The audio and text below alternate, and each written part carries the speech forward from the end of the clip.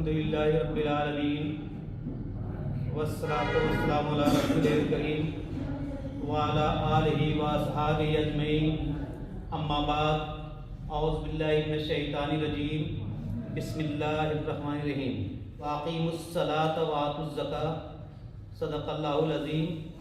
رب زدنی علما، رب زدنی علما، رب زدنی علما، رب اشرح لی صدری ویسر لی امری واحلل عقدۃ من لسانی یفقہوا قولی۔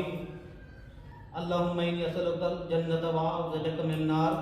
معزز سامعین، السلام علیکم ورحمۃ اللہ وبرکاتہ۔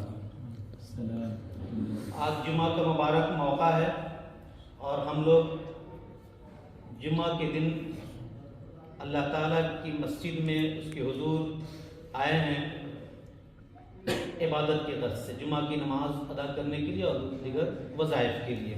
یہ جمعہ کا جو دن ہے یہ بہت اہمیت کا حامل ہے۔ اس کے بارے میں تھوڑی دیر ہم بتائیں گے جب کچھ لوگ آ جائیں گے۔ اصل میں جو دین کی بنیاد ہے، جو اسلام کی بنیاد ہے، وہ 5 چیزوں پہ ہے۔ تو اسلام کی جو بنیاد ہے وہ 5 چیزوں پہ ہے۔ پہلی چیز ہے اقرار کرنا اللہ اور اس کے رسول کا، یعنی ہم لوگ جو کلمہ طیبہ پڑھتے ہیں اس کا اقرار کرنا، لا الہ الا اللہ محمد رسول اللہ، پہلی چیز یہ ہے اسلام کی۔ اس کے بعد جو دوسری چیز ہے وہ نماز قائم کرنا، تیسری چیز ہے زکوٰۃ ادا کرنا جن کے اوپر زکوٰۃ فرض ہے، چوتھی چیز ہے حج کرنا جن کے اوپر حج واجب ہو جاتا ہے، فرض ہو جاتا ہے، اور 5ویں چیز ہے رمضان المبارک کے روزہ رکھنا۔ یہ جو بات میں نے آپ کو بتائی، میں نے کوئی اپنی طرف سے یہ بات نہیں بتائی، یہ صحیح بخاری کی حدیث نمبر 8 میں یہ بات آئی ہے۔ اب میں نے یہ بات کیوں بتایا آپ کو، صحیح بخاری کیوں بتایا، اور شروع میں قرآن کی تلاوت میں نے کیا تھا، اس کو سمجھنے کی ضرورت ہے کہ اسلام جو ہے، دین اسلام میں جو ہمارے پاس انفارمیشن آئی عبادت کرنے کے لیے، سماج میں کس طرح سے ہمیں رہنا ہے، ایک دوسرے سے ملنا جلنا ہے تو کیسے ملنا جلنا ہے، مسلمان سے ملنا جلنا ہے تو کیسے ملنا جلنا ہے، اور ہمارے جو دوسرے بھائی ہندوستان میں غیر مسلم ان سے ملنا جلنا ہے تو کیسے ملنا جلنا ہے، اللہ کی عبادت کیسے کرنا ہے، اللہ کے نبی صلی اللہ علیہ وسلم پہ ایمان کیسے رکھنا ہے۔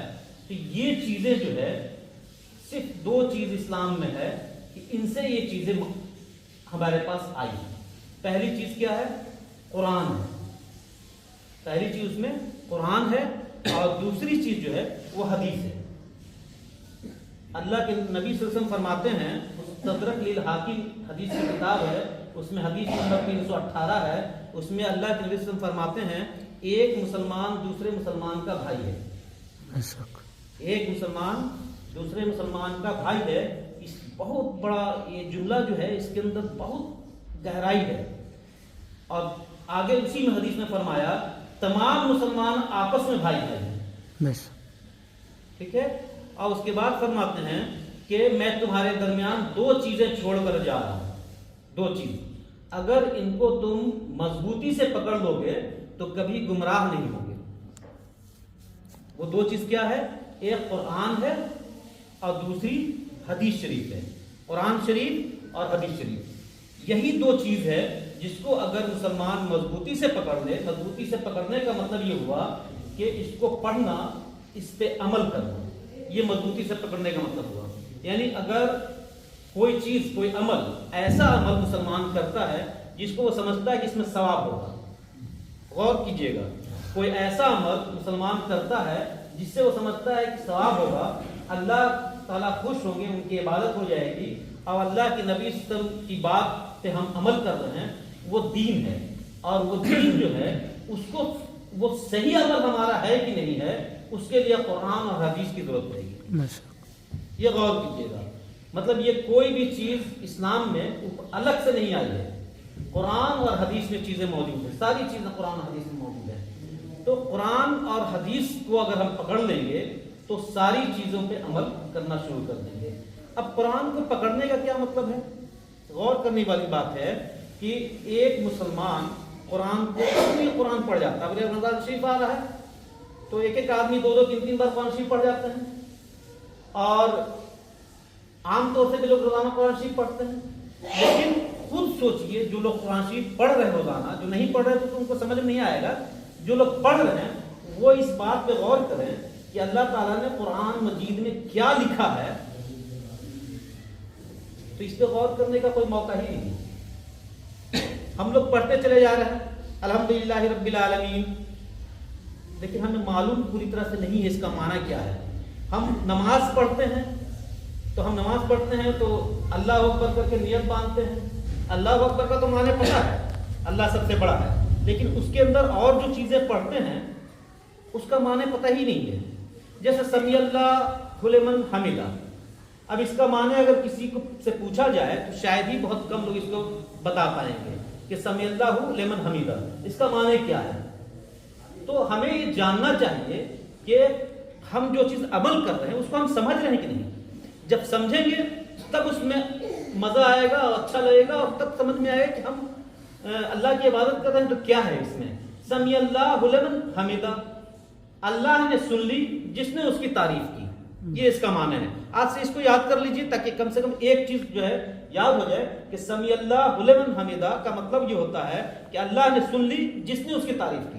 اب ہم نماز پڑھتے ہیں، ہمیں سبحان ربی العظیم کا معنی نہیں پتا، رکوع میں پڑھتے ہیں، سبحان ربی الاعلیٰ کا معنی نہیں پتا، ہم لوگ سجدہ میں پڑھتے ہیں۔ تو لیکن اب غور کیجئے گا، جب ایک بچہ اسکول میں جاتا ہے تو وہ کوئی بھی انگلش کی چیز پڑھتا ہے تو اس کو معنی کے ساتھ بتایا جاتا ہے۔ CAT کیٹ، کیٹ کا مطلب بلی، بتایا جاتا ہے کہ نہیں بتایا جاتا ہے؟ لیکن جب میرا بچہ مدرسے میں جاتا ہے تو اس کو پوری قرآن پڑھا دی جاتی ہے، لیکن اس کو پتہ ہی نہیں کہ قرآن میں کیا لکھا ہے۔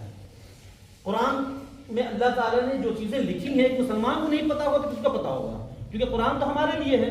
حالانکہ قرآن کو سارے جہاں کے لیے اللہ تعالیٰ نے نصیحت بنائی ہے۔ قرآن کو اللہ تعالیٰ فرماتے ہیں قرآن تو سارے جہاں والوں کی نصیحت ہے، ٹھیک ہے؟ تو یعنی قرآن جو ہے سارے جہاں والوں کی نصیحت ہے۔ قرآن میں جگہ جگہ اللہ تعالیٰ فرماتے ہیں کہ قرآن آسان ہے یاد کرنے کے لیے، قرآن آسان ہے نصیحت کرنے کے لیے۔ تو سب سے پہلے تو یہ ہے کہ ہم لوگ جو بھی چیزیں عمل کرتے ہیں، جو بھی چیزیں نماز پڑھتے ہیں، روزہ رکھتے ہیں، اس میں جتنی چیزیں ہمارے سامنے آتی ہیں عربی کی، اس کو ہم لوگوں کو چاہیے کہ اس کا معنی کم سے کم پڑھ لیں۔ تو ہمیں اس کا معنی جب پڑھیں گے تو سمجھ میں آئے گا کیا ہے۔ قرآن کے اندر اللہ تعالیٰ نے جب سے دنیا اللہ تعالیٰ نے بنایا، بلکہ اس سے پہلے سے لے کر کے قیامت تک اور اس کے بعد کے منظر کو قرآن میں بیان کر دیا ہے۔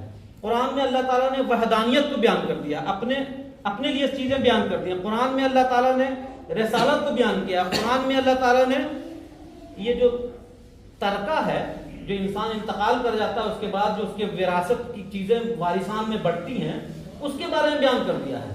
اب کیا ہوتا ہے کہ ہمیں معلوم نہیں ہے کہ کوئی شخص انتقال کر گیا تو اس کی وراثت کیسے تقسیم ہوگی، معلوم نہیں ہے۔ جو کچھ لوگ ایسے ہوتے ہیں کہ قبضہ کر کے بیٹھ جاتے ہیں، اگر کوئی مضبوط بھائی ہے تو قبضہ کر لیا، بہن کا حصہ نہیں دیا۔ تو قرآن میں لکھا ہے کہ کس کا کتنا حصہ ہے۔ اور یاد رکھیے جو چیز قرآن میں لکھی ہے وہ قیامت کے دن یہ بہانہ نہیں چلے گا کہ قرآن پڑھ کے ہم نے نہیں سمجھا تھا، یہ قیامت کے دن بہانہ نہیں چلے گا۔ اس لیے نہیں چلے گا کہ ہم مسلمان ہیں اور ہماری ذمہ داری ہے کہ ہم یہ سمجھیں کہ ہم جو جس چیز پہ عمل کر رہے ہیں وہ چیز ہمیں معلوم ہے کہ نہیں، وہ صحیح ہے کہ غلط ہے۔ جیسے کوئی شخص انتقال کر گیا، اس کے وارثین کو نہیں معلوم ہے، آ کر کے امام صاحب سے پوچھیں، اپنے علاقے کے مفتی صاحب سے پوچھیں کہ ان کا یہ جائیداد ان کی بچی ہے، ان کے یہ بال بچے ہیں، کیسے تقسیم ہوگا؟ امام صاحب بتائیں گے کہ کیسے تقسیم ہوگا، کیونکہ ہر انسان کو تو یہ معلوم نہیں ہوگا۔ تو ہمیں چاہیے کہ ہر ایک چیز کے لیے ہم اس پہ غور کریں کہ آخر یہ دین جو اسلام دین ہے اس کے خلاف پوری دنیا ہے، تو وجہ کیا ہے اسے خلاف ہونے کی؟ اس کے خلاف ہونے کی وجہ یہ ہے کہ قرآن، آپ لوگوں نے تقریر میں سنا ہوگا کہ اللہ کے نبی صلی اللہ علیہ وسلم کو مکہ والے کفار مکہ مشرکین مکہ امین مانتے تھے، ان کے پاس اپنا سامان رکھتے تھے کہ رکھ دیجئے ہم بعد میں آ کے لے لیں گے، ویسے ہی سامان ان کو واپس مل جاتا تھا۔ کسی چیز کا فیصلہ کروانا ہوتا تھا تو اللہ کے نبی صلی اللہ علیہ وسلم کے پاس وہ آتے تھے، انہوں نے نبوت کا اعلان اس وقت نہیں کیا تھا، 40 سال کی عمر تک نبوت کا اعلان نہیں ہوا تھا، لیکن سب ان کو ایک اچھا انسان مانتے تھے، اچھا کردار ان کا تھا، امانت دار تھے، امین تھے، صحیح فیصلہ سناتے تھے۔ لیکن جیسے ہی قرآن نازل ہوا اور قرآن کی بات یعنی قرآن کی آیت کو اللہ کے نبی صلی اللہ علیہ وسلم نے لوگوں کے سامنے پیش کیا تو مخالفت شروع ہو گئی۔ مخالفت شروع ہو گئی۔ کیوں مخالفت شروع ہو گئی؟ اس لیے مخالفت شروع ہو گئی کہ لوگ رسم رواج میں جکڑے ہوئے تھے، اور اس رسم رواج میں جو جکڑے ہوئے تھے اس سے آمدنی تھی، ان کو انکم تھی بہت زیادہ، میلے لگتے تھے، وہاں حج ہوتا تھا، لیکن حج میں چاروں طرف جو ہے وہ کافی میلے لگتے تھے، اور بڑے بڑے جو کفار مکہ تھے وہ رئیس المکہ کہلاتے تھے، اور ان کے پاس چڑھاوا آتا تھا، سونا چاندی ہیرے جواہرات طرح طرح کی چیزیں آتی تھیں، امیر و کبیر تھے وہ لوگ۔ اگر وہ ان باتوں کو مان لیتے تو وہ جو شرک ہوتا تھا مکہ میں اس وقت اسی وقت بند ہو جاتا، لیکن ان لوگوں نے مخالفت کیا۔ مخالفت اسی لیے کیا کہ اللہ تعالیٰ نے پیغام دیا تھا لا الہ الا اللہ کا، اور رسول اللہ کا پیغام تھا محمد الرسول اللہ، یعنی دونوں پیغام ملا کر کے ایک مسلمان بن جاتا ہے جو پڑھتا ہے لا الہ الا اللہ محمد رسول اللہ۔ یہی دین کا سب سے پہلا ستون ہے۔ میں نے آپ کو بتایا دین میں 5 ستون ہے، تو سب سے پہلا یہ ستون ہے۔ دوسرا قرآن کے بارے میں آپ کو بتا دیا کہ اللہ تعالیٰ قرآن کو آسان کر دیا ہے، وما هو الا ذکر للعالمین، یعنی میں نے قرآن کو تمام جہاں والوں کے لیے نصیحت بنا کے بھیجا، آسان بنا کے بھیجا ہے۔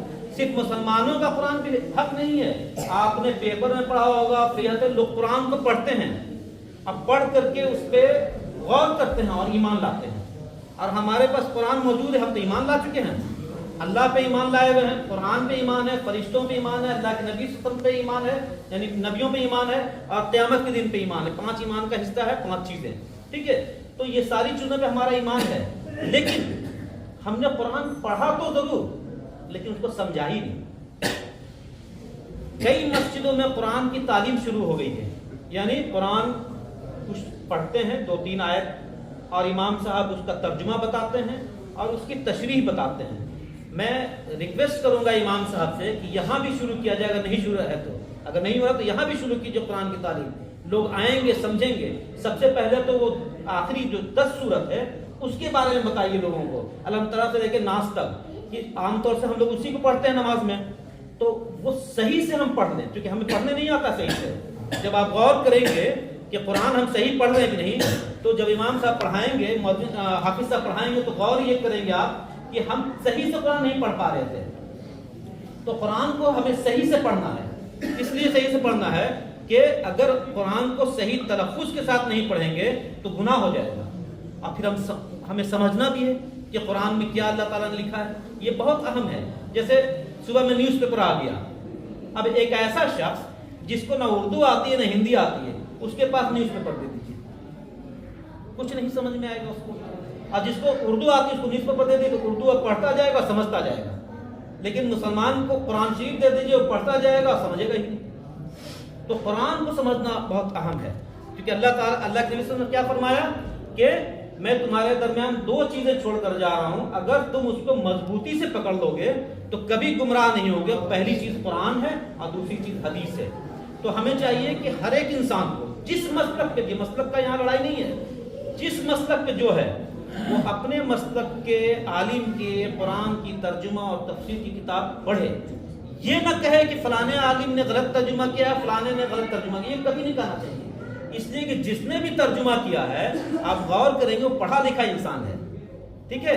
آپ کو ایک ایگزامپل چھوٹا سا دیتے ہیں کہ ایک 5 انگلش کے پروفیسر کو بلا لیجئے اور ان کو ایک پیراگراف دیجئے انگلش کا اور کہیے کہ ترجمہ کیجئے۔ اب جب 5 کا ترجمہ آئے گا پڑھیے گا تو الگ الگ ہو جائے گا، اس لیے کہ کئی الفاظ ہوتے ہیں، الفاظ کا استعمال الگ ہوتا ہے، سچویشن کے ساتھ ہوتا ہے۔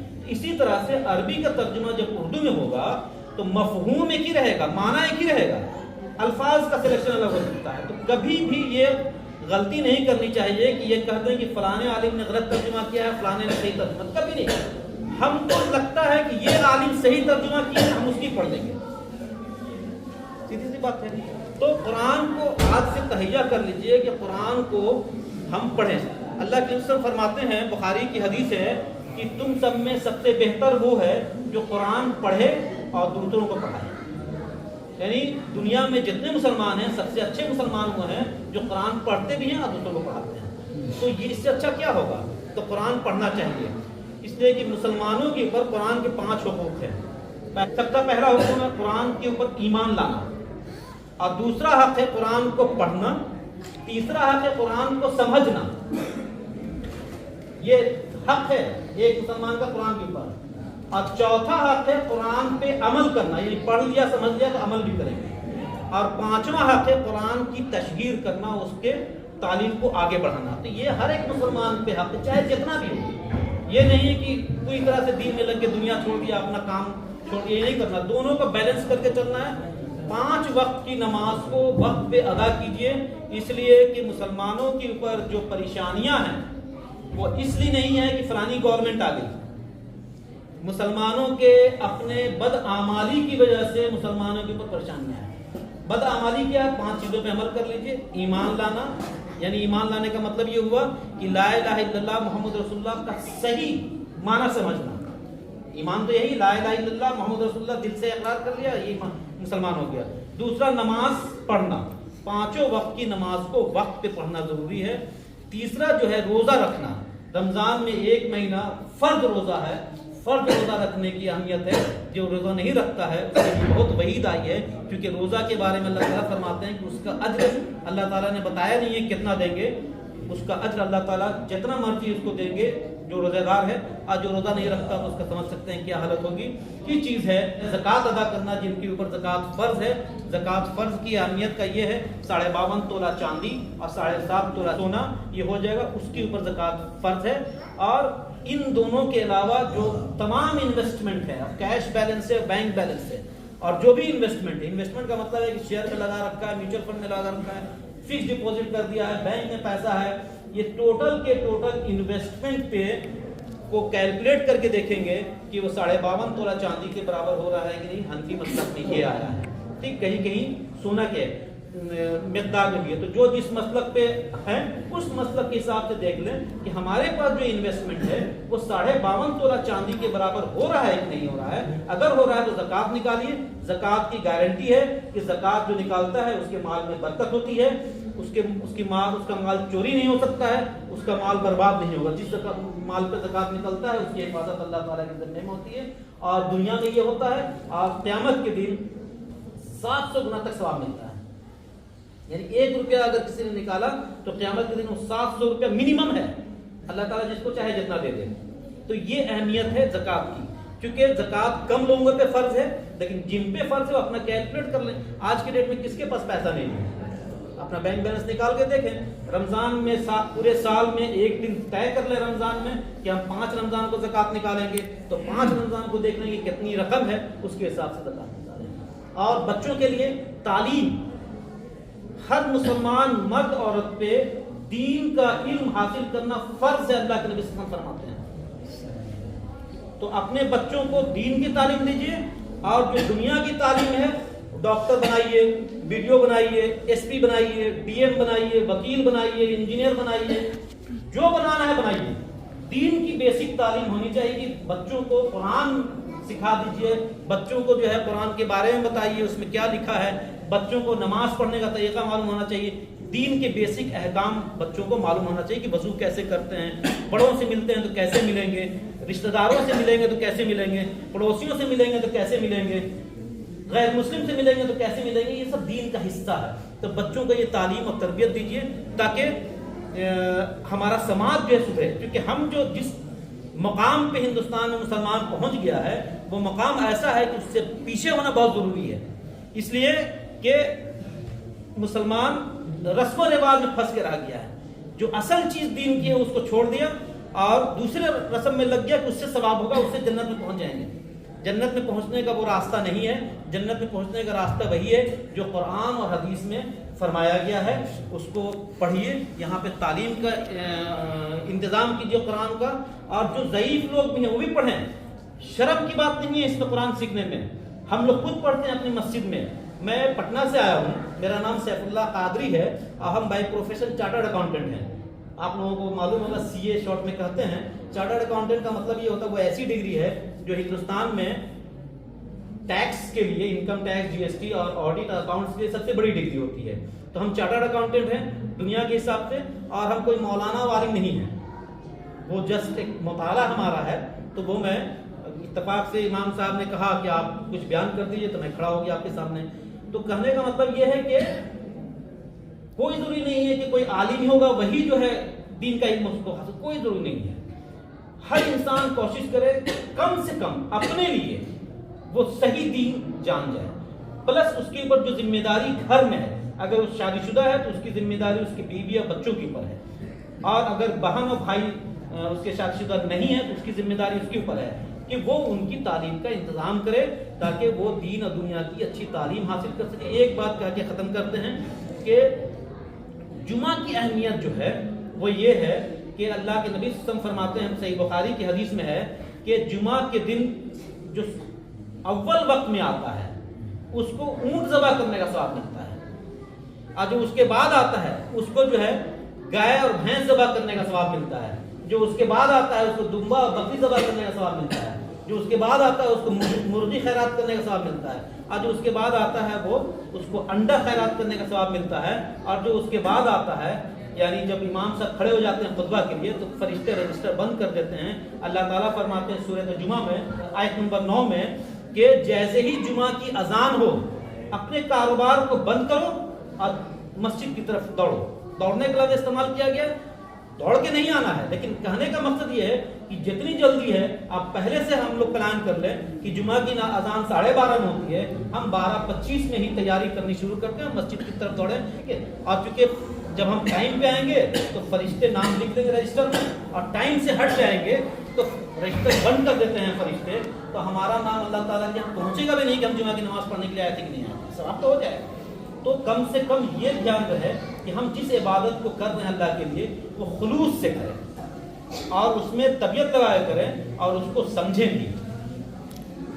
अल्लाह ताला से दुआ है कि जो बातें मैंने बयान फरमाई इसमें जो गलतियाँ हुई हैं अल्लाह ताला माफ़ फरमा दे, और आप लोगों को कोई बात बुरी लगी तो आप लोग दरगुजर कर दें। सुभान रब्बिका रब्बिल इज्जति अम्मा यसिफून।